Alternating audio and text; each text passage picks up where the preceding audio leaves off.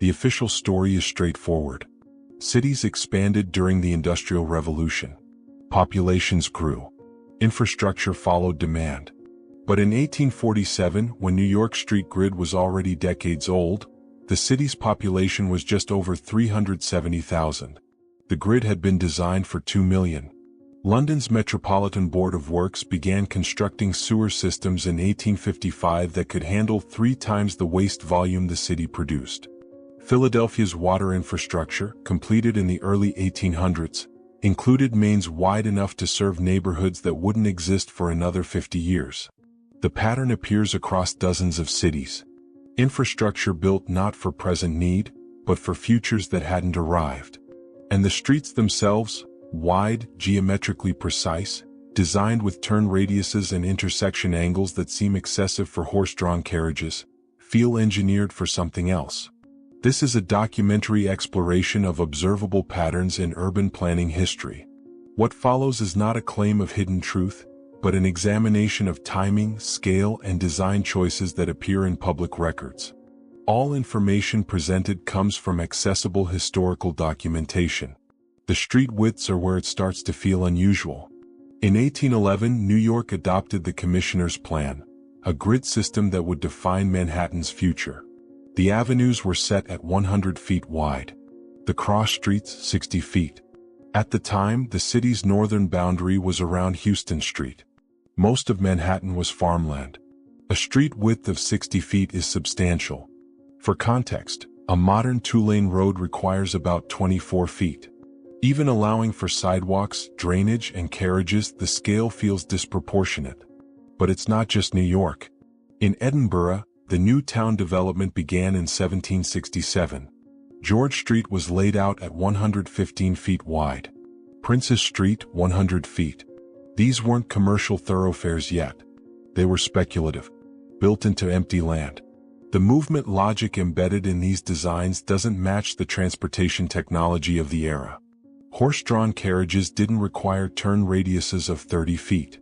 Pedestrian flow didn't necessitate boulevards wide enough for 6 lanes of modern traffic. Yet the geometry is there, carved into stone and asphalt, predating the vehicles that would eventually justify it. Baltimore streets tell a similar story. After the fire of 1904, the city rebuilt with streets that averaged 66 feet in width. The official explanation was fire safety.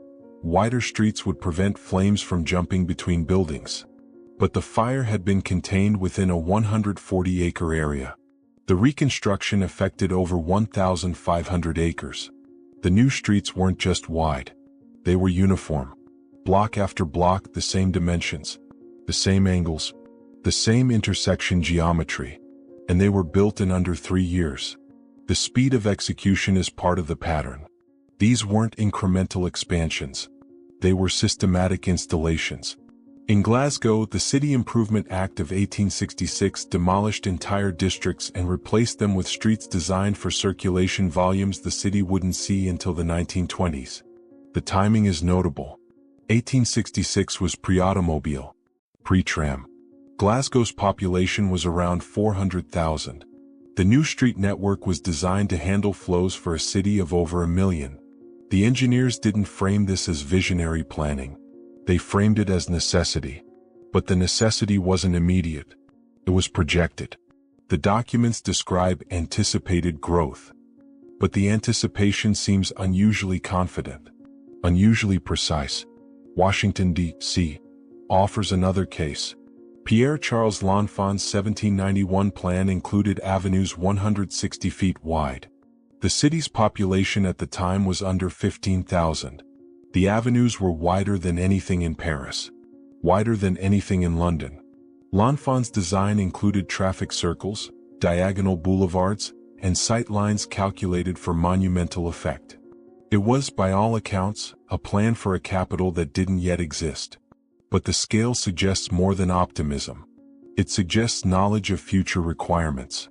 The width of Pennsylvania Avenue, 160 feet, is sufficient for modern parades, motorcades, and multi-lane traffic.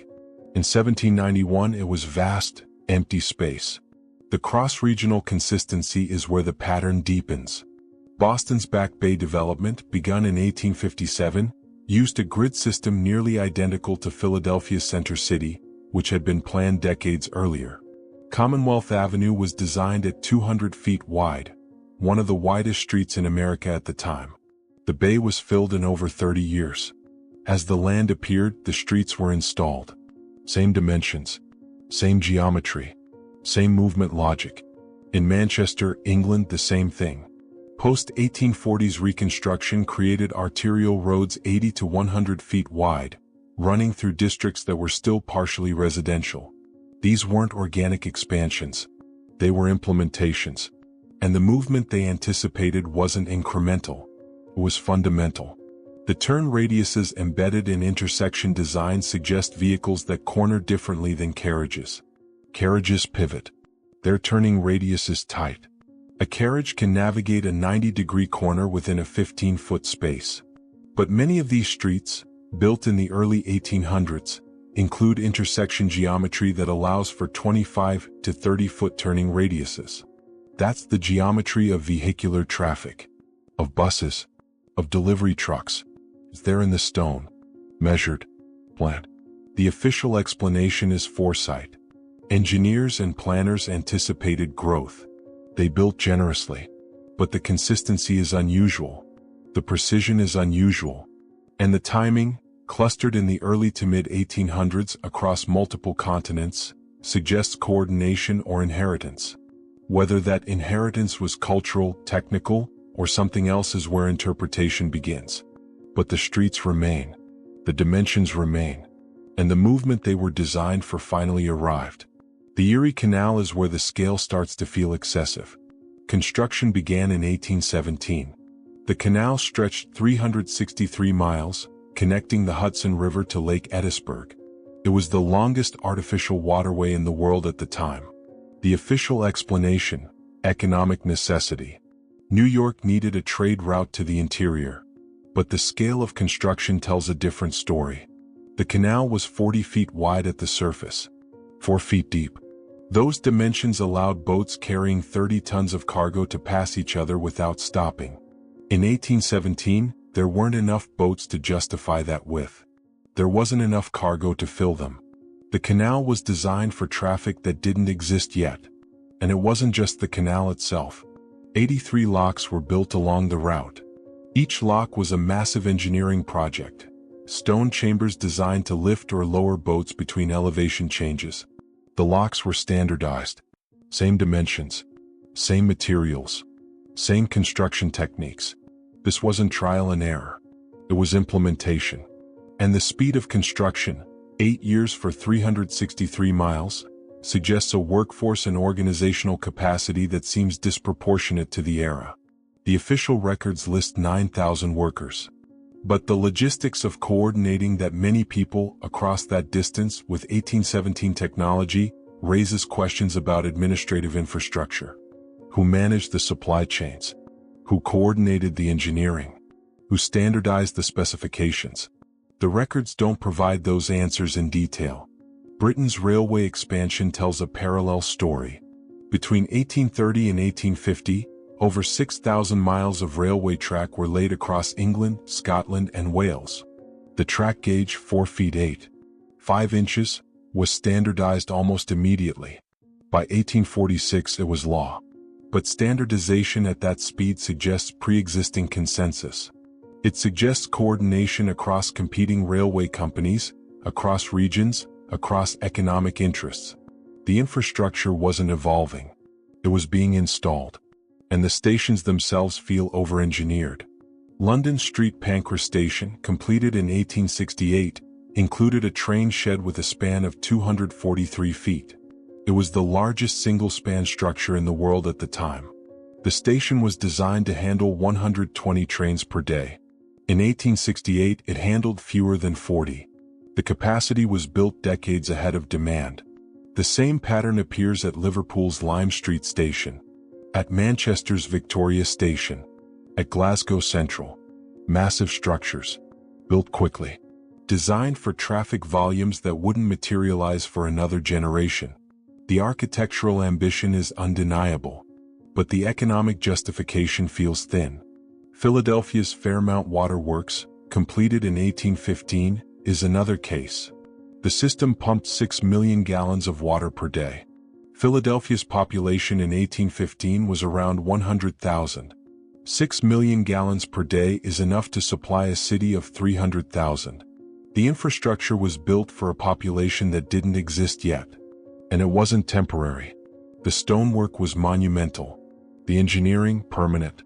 The official explanation is civic pride, ambition, forward-thinking leadership. But the consistency of overbuilding, across multiple cities, across multiple decades, suggests something more systematic. In Boston, the Cochituate Aqueduct was completed in 1848. It delivered water from Lake Cochituate, 14 miles away, through a system of pipes, reservoirs, and distribution mains. The system could supply 20 million gallons per day. Boston's population in 1848 was around 136,000. That's approximately 150 gallons per person per day. Modern usage in developed cities averages around 80 to 100 gallons per person per day. The capacity was double what the population required. And the distribution network, cast iron mains running beneath every major street, was installed all at once. Not incrementally. Not in phases. The entire system was implemented within 3 years. The administrative coordination required for these projects is rarely discussed in the historical narratives. Building a canal requires surveying, land acquisition, material procurement, labor management, and financial oversight. Across 363 miles, that's a staggering organizational task. Building a citywide water system requires similar coordination. Thousands of tons of cast iron pipe, hundreds of workers, months of excavation beneath active streets. The records describe these projects as achievements of municipal government. But the scale suggests institutional capacity that seems advanced for the era. The ability to execute projects of this magnitude simultaneously across multiple cities implies either a shared body of administrative knowledge or inherited systems that were being adapted and expanded. London's sewer system is perhaps the most striking example. Joseph Bazalgette's design, implemented between 1859 and 1875, included 1,100 miles of street sewers feeding into 82 miles of main intercepting sewers. The system was designed to serve a population of 4 million. London's population in 1859 was 2.8 million. But the overcapacity wasn't a miscalculation. It was intentional. Bazalgette famously said he doubled his calculations to allow for growth. But the growth he anticipated was precise. The system reached capacity in the 1950s, exactly when his projections suggested it would. That level of foresight is unusual. It suggests access to population models, growth forecasts, and infrastructural planning tools that seem sophisticated for the mid-1800s. In New York, the Croton Aqueduct system, completed in 1842, delivered 90 million gallons of water per day. New York's population in 1842 was around 300,000. That's 300 gallons per person per day. 3 times modern usage. The aqueduct itself was a monumental structure, stone masonry, iron pipes, and a crossing over the Harlem River via the High Bridge, an arched viaduct that still stands today.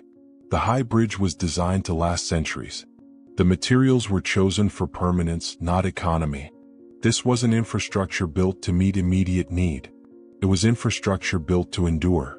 The pattern extends to grain storage. In Buffalo, New York, the first grain elevator was built in 1842. It could store 55,000 bushels. By 1860, Buffalo had 20 grain elevators with a combined capacity of over 2 million bushels. Buffalo's population in 1860 was 81,000. The storage capacity wasn't for local consumption. It was for distribution. For futures markets. For grain that would move through the city, not stay in it. But the scale of construction, 20 massive structures in under 20 years, suggests industrial capacity and capital investment that seems disproportionate to a frontier city. The cross-regional similarities are where the pattern becomes difficult to ignore. Water systems in Boston, Philadelphia, and New York used nearly identical pipe materials, distribution geometries, and pressure calculations. Railway stations in Manchester, Glasgow, and London used the same architectural language: arched train sheds, iron construction, monumental facades. Street grids in Baltimore, Washington, and Chicago used the same dimensional standards: 60 to 100 foot widths, right-angle intersections, uniform block sizes. Whether this reflects shared engineering culture, imported expertise, or inherited templates is open to interpretation. But the consistency is measurable. And the timing, clustered between 1800 and 1870, suggests a concentrated period of infrastructural installation. The movement logic embedded in these systems assumes volumes that didn't yet exist. Water systems designed for cities twice their size.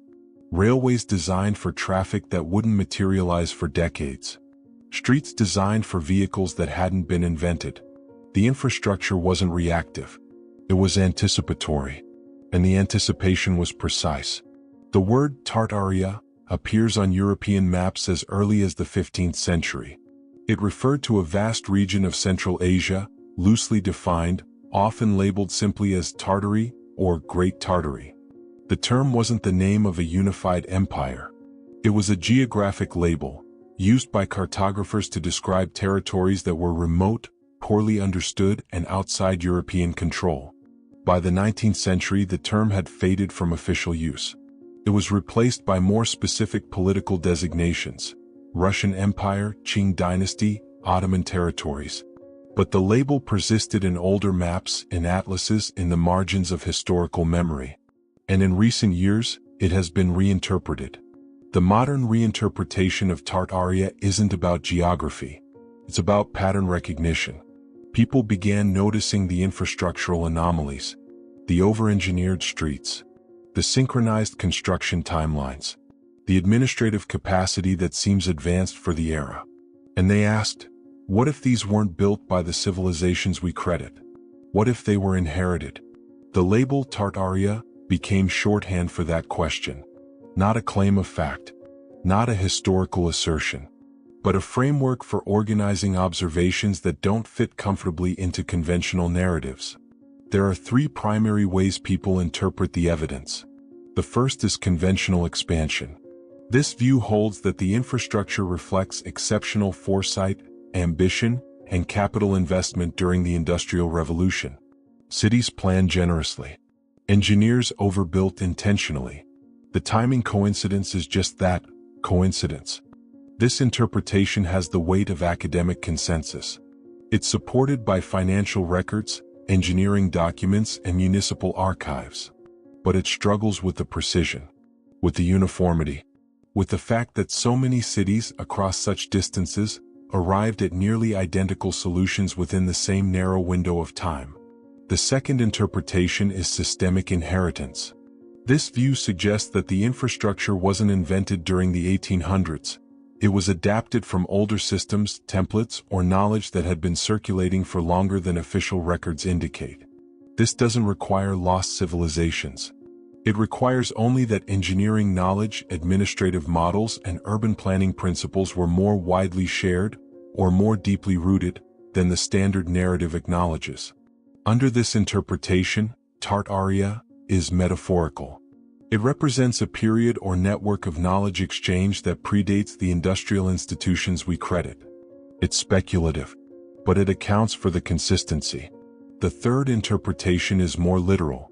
It holds that a prior civilization, advanced, organized, and continent-spanning, built much of this infrastructure, and that it was later repurposed, relabeled, or claimed by emerging nation-states during the 19th century. This interpretation struggles with archaeological evidence, with the absence of corresponding material culture, with the lack of textual records describing such a civilization. But it resonates with the scale, with the timing, with the feeling, persistent across observers, that something about the official narrative feels incomplete. Returning to 1816 offers a pivot point.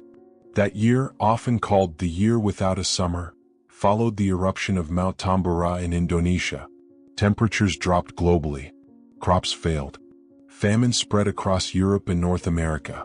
The social disruption was profound. But the infrastructural response, beginning in the 1820s and accelerating through the 1850s, was systematic. Canals, railways, water systems, sewer networks, street grids, all installed within a few decades, all over-engineered, all synchronized in scale and ambition. Whether this represents recovery, reconstruction, or continuation depends on which interpretation framework you apply. But the timing is striking. The label Tartaria doesn't resolve these questions. It organizes them. It provides a term for the pattern, for the unease, for the sense that infrastructure designed for movement we no longer understand might have origins we haven't fully mapped. The streets remain. The dimensions remain. The movement logic embedded in stone and iron remains. And the evidence, available in public records, in city archives, in the measurable geometry of intersections and aqueducts, invites examination, not as conspiracy, not as revelation, but as observation. The infrastructural capacity of the early to mid-1800s reflects either extraordinary foresight or extraordinary inheritance. Both interpretations require confronting scale, confronting timing, confronting the administrative sophistication necessary to execute synchronized construction across continents. The question isn't whether the infrastructure exists. It does. The question is, what does its existence suggest about the systems that produced it? The word Tartaria is a placeholder, a label, a way of pointing at something that official timelines struggle to fully account for. It's not proof of anything. It's a frame. But the frame reveals patterns. And the patterns remain, waiting, carved into the cities we inherited, embedded in the streets we walk, flowing through the systems we depend on but rarely question. The movement logic is still there. We've simply learned to move within it.